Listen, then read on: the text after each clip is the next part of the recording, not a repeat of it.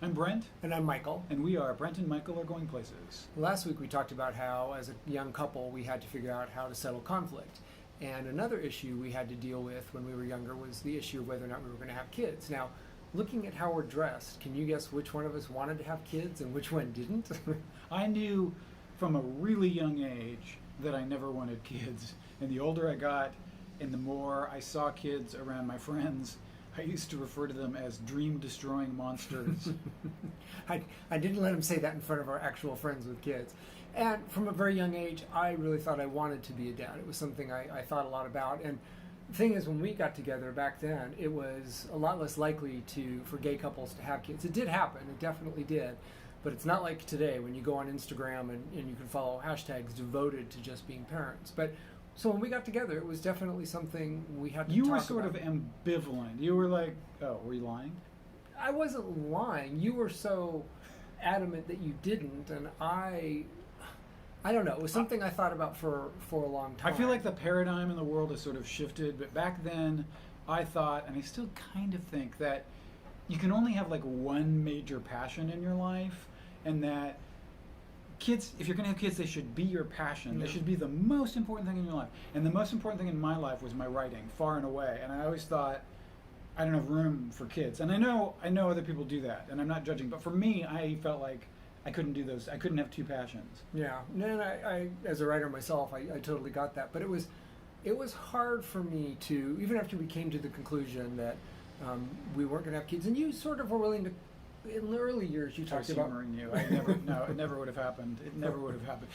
It's interesting though. So as we've gotten older, we have had friends that have had kids, and my brother has kids, and they have communicated to me that contrary to being dream-destroying monsters, they love having kids, and the things that look horrible to me, they don't even like notice. And I think that's really interesting. I mean, clearly, not everybody is the same about all these different issues. Well, the interesting thing for me was, as I got older, I realized I actually like babies and little kids quite a bit. I always loved babies. I mean, hand me a baby and I'll play with them contentedly, or little kids. But then when our other friends started to have kids, both straight and gay, and I saw how much work they were, taking that little id and turning it into a functioning person. Guess what? I do remember talking about this because you like babies, and I think babies are like the most boring. They're eating pooping machines. But I actually like teenagers. Once a kid becomes old enough to have opinions and an identity, I find that really interesting. I've worked with teenagers my whole life, and that was the rationalization. It's like, okay, you can handle the baby, and I'll handle it, because you don't like teenagers. No, I like teenagers fine. I just when I don't like babies.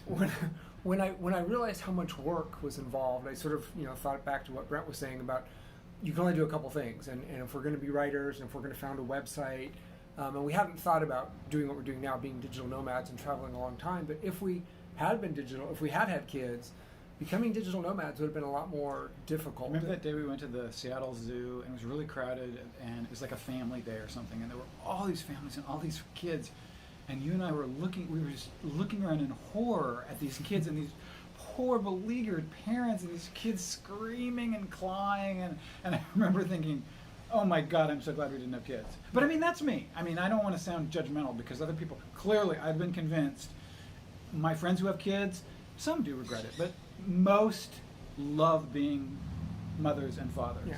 And I don't regret the decision I made, that the conclusion I came to, that having kids wasn't right for us. I think we probably would have broken up over that. If you really wanted kids, because, I mean, I wouldn't have wanted to deprive you of that. Yeah. But I wouldn't have wanted to subject myself to that. Well, I'm glad it turned out to be that I don't have regrets. I don't look back at that decision. I don't resent you for that.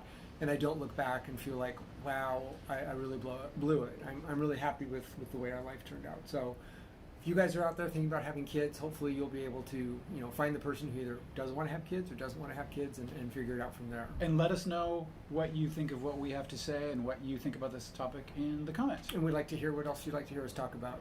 All right, thanks everybody. Have a great day.